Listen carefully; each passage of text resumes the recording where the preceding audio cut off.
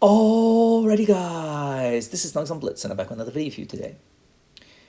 Most of the replays that I share on this channel are made by yours truly, Snugs. Yes, I share my gameplay. However, sometimes my friends send me over a replay and say, Snugs, you gotta check this out. I'm like, wow, what a crazy, fun, wild, interesting, silly game that was. I gotta share it. And likewise, I'm happy to share your replays too, if the game impresses me. What impresses me? Well, just send it over and explain why you think it's worthy of being featured.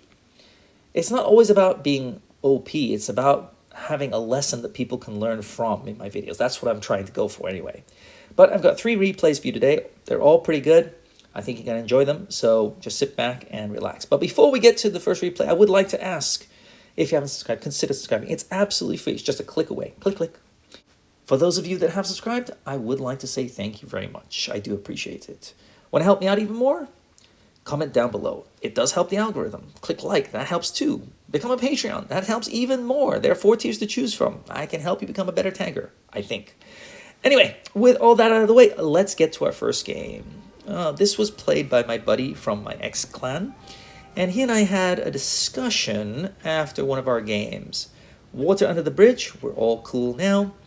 And he has a pretty decent game in this tank, the Krav. For those of you that have been living under the bridge the past few years, the Krav is one of the hull-down gods of tier 10. Does he play it like that? Well, you're just going to have to wait and see. The one thing you need to know about the Krav is not to really fire that last shell unless you absolutely need to, because the reloads do get a little bit longer. Oh, look what we've got here, a Phase 1. Wow, one of the rarest tanks in the game. I can't remember the last time I played against one. I think I've played against it twice in all the games I played this past year. So yeah, not a tank you see on the battlefield. Okay, he's backing up here. Boom. So he's gotten 2 shells in here, and that's really, really nice. Now he needs to wait for a reload. Doesn't want to fire that last shell. But he's aggressive. I like that. Yeah, the Krav is a tank you can just sit back and just wait, but he's not waiting, he's moving on in. But look at the minimap, he's got 4 other tanks with him, so a push can work as long as you do not go alone. Usually, pushing alone gets you wrecked. But I respect someone who's willing to push with his teammates. He's got his 3 shells ready, which is nice. That's why you go the scenic route sometimes, because you can give yourself a little bit more time. Now the Malshin won't be able to pen his turret, but he should have backed up a little bit here, I think. Gotten lower, but no problem, because it looks like they're going to take out the Malshin pretty soon. Oh, that's unfortunate, but yeah, okay. So they've taken out 2 tanks, and now he can make his way over to the Jaegeru sitting at the back. He decides to take the scenic route, which I think is a wise decision, because he needs time to reload that 3rd shell. Now he's locked and loaded, and look what he's got here, the 183, not even interested in him. Perfect chance to unload 1 shell, 2 shells, and again, he's gonna have time to be able to load at least 1 more shell before he reaches the 183. Everybody's working on the Jaegeru, that's nice. 2 shells loaded, but boom, 1. And he could use the speed boost here if the 183 had gotten around, but oh, that is annihilation. Now, why did I want to share this replay with you? A lot of times, Krav players tend to play it hull down, just sitting and waiting almost the entire game. And of course it works, or it can work. But I like a guy who's not afraid to push on in and say, come on in, guys. I will take the hits. Charge! I respect that. So I think this is a great way to play a tank such as the Krav, because he's using the time to give himself the 3 shells necessary to unleash a heck of a lot of damage in the process. 1, boom. Here comes a second one, boom. And wasn't able to quite pen him there, but yeah, nice. And then 3 more shells in. Okay, he's just backing up here. He hasn't used his speed boost the entire game, if I'm not mistaken. I mean, these guys are pretty much ignoring him, which is probably the right thing to do, because you want to get rid of those low health targets first. So I don't blame them for ignoring him, but yeah, it allows him to just pick up some nice, easy damage. And he decides to help out his, I don't know, teammate there, I guess. I personally would have ignored the light because he's a little bit fast and annoying to deal with. And he only has one shell right now. I think I would have gone for the other guy first, personally, but it's all good.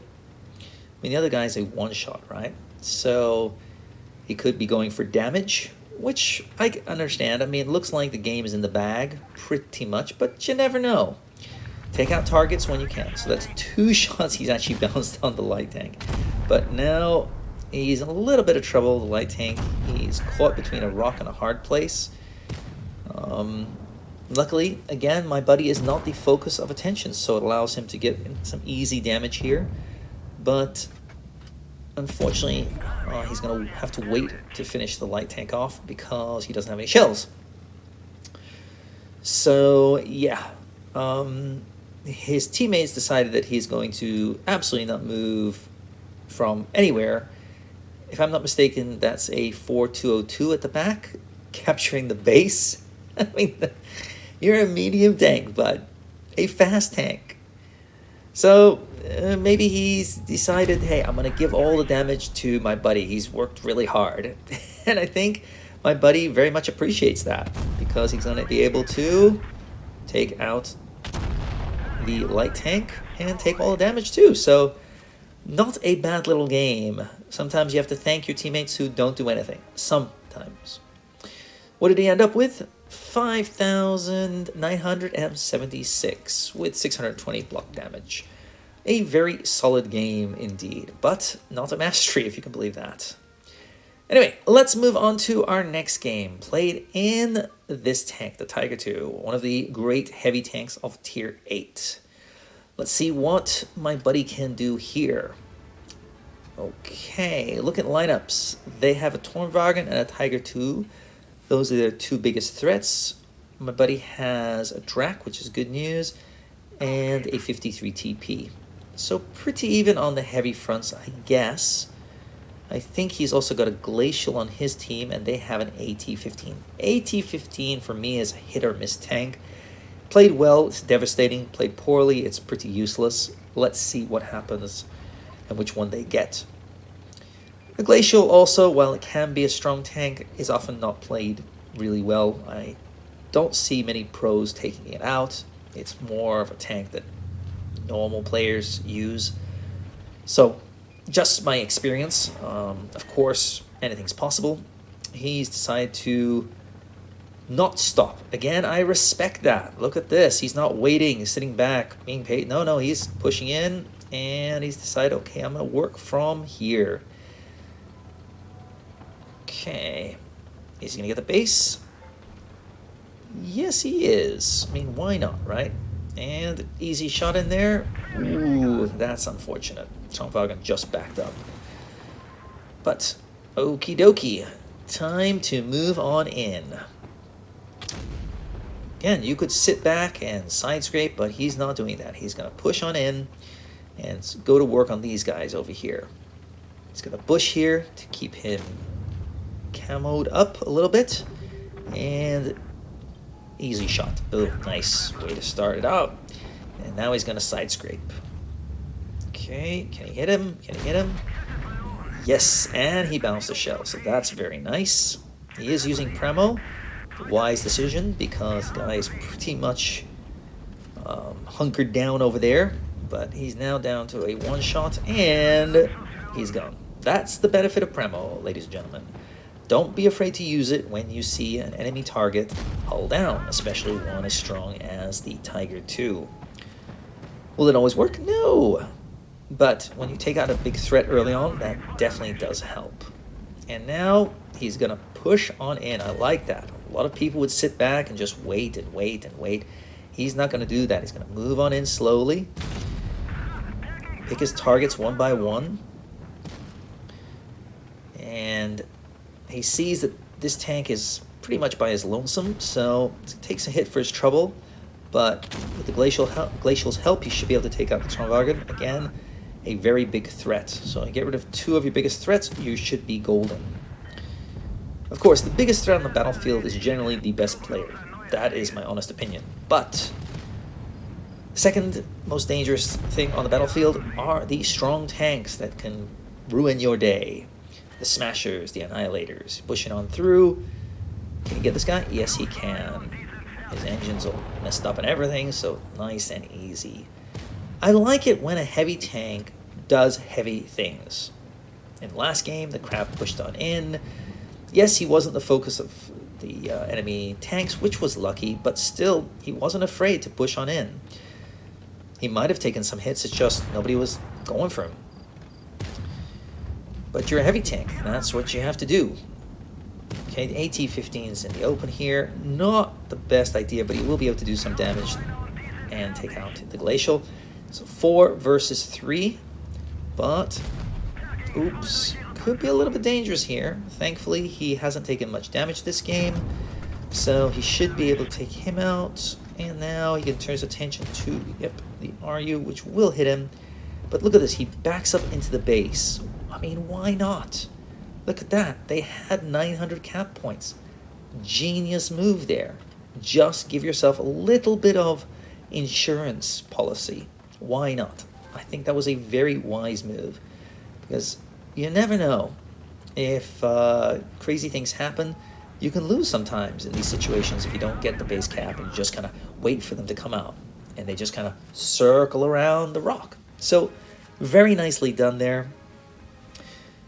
4,477, good use of Pramo, chose the right tanks to push in on it, and yeah, a very solid game, and a mastery. So nicely done, buddy. Very much appreciate that replay. And yeah, the 53 TP didn't do that much, but you know, we all have our bad games. Anyway, moving on to our last game, and we're changing things up and moving on to this tank, the Centurion. One of the tanks that I have a history with. It was, I should say, a pretty yucky tank, I felt. The gun was solid, but it wasn't a good medium tank. It was more of a sniper type tank. Anyway, let's see what happens in this game. The Mil-1, Jaegeru, Skoda. Okay, so the biggest threats are the Emil, the Jagdtiger, and the Skoda. Without those tanks, he should be golden, and luckily on this side, I don't think they will be coming this way. Could be wrong. If the Emil decides to push in over here, it could be dangerous. But if not, my buddy should be golden. So let's see what happens. Okie dokie. Zooming in. Wise decision to push in a little bit aggressively. Why? Because they don't have many medium tanks. I mean, the T-43 is not really a threat. Of course, you have to be careful of the Jaegeru sniping, but it doesn't look like anybody's here. So, the Centurion thrives when it's allowed to unleash its sniperish gun. It is a pew-pew gun, so you're going to have to shoot a lot to do good damage. Let's see. Halfway across the map, boom, nice. One shot. And I mean, he's invisible. No one knows, or he doesn't know who's hitting him. Unfortunately, that was a track. That's a shame. Got another shot in there. 2 shots. No, went behind a building. Able to hit this shot. Not quite, but no problem. He has another target, and straight through like butter. Yeah, the pen on this tank is very solid. That's not the problem with the Centurion. The Centurion's weakness is its low alpha. Doesn't intimidate people. Sometimes you get hit for 300 or 400. You think twice about pushing in. But with a tank like this, 200 something, people are like, they don't really care about it that much. So they'll keep on pushing in on you. But I like what he does here. He's not going to sit back anymore and wait for tanks to reveal themselves. He's going to push on in and make himself a threat up close and personal. Again, that's why I decided to share this gameplay. Hello, boom. Nice shot, and a tracking shot indeed. Okay, he's using this cover here, protecting himself. Going after another target now. Boom, nice shot in there. Going to go for a second shot in a second here. He's going to peek on out. Here he goes. Ba-boom. Nice. Took a hit for his trouble, but his gun does reload faster, so boom. Nice. And he bounced a shell too. The mill didn't aim in properly, so he missed that shot. So that's one shell. And the mill pushes out here. Doesn't pre-aim, unfortunately. So yeah, he gets hit by his teammate. He's fired 2 shells. And now he's fired his 3rd shell. And now my buddy's going to go to town on his lower plate with Hash. Here he goes, 1 shell. On the side of his tank, 2 shells, that's nice. But he doesn't go for a 3rd shot here. He decides to work on the Jaeger, sorry, not the Jaeger, the Jagdtiger 8.8. Good choice there, because had he pushed out, he probably would have gotten hit pretty hard. He goes for a shot here, couldn't quite make it, and he takes a hit for his trouble. The T-32 decides that he's got plenty of health to push in against the Emil and the Jaegeru, and dies. Yep, nope, not a wise move there, buddy. Side shot with a T-32, come on. That is just like the kiss of death right there. I mean, any tank pretty much coming out sideways is not a good idea. But an American tank or French tank, yikes. And look at this, thread in the needle. This gun is accurate. It doesn't hit hard, but it hits pretty much every time. Working on this guy first. Look at that shot, a lovely shot. He's backing on up. He's behind cover. He thinks he's behind cover. Ooh, couldn't quite get that second shot. That's a shame. But he's now backing it up, and oh, dang.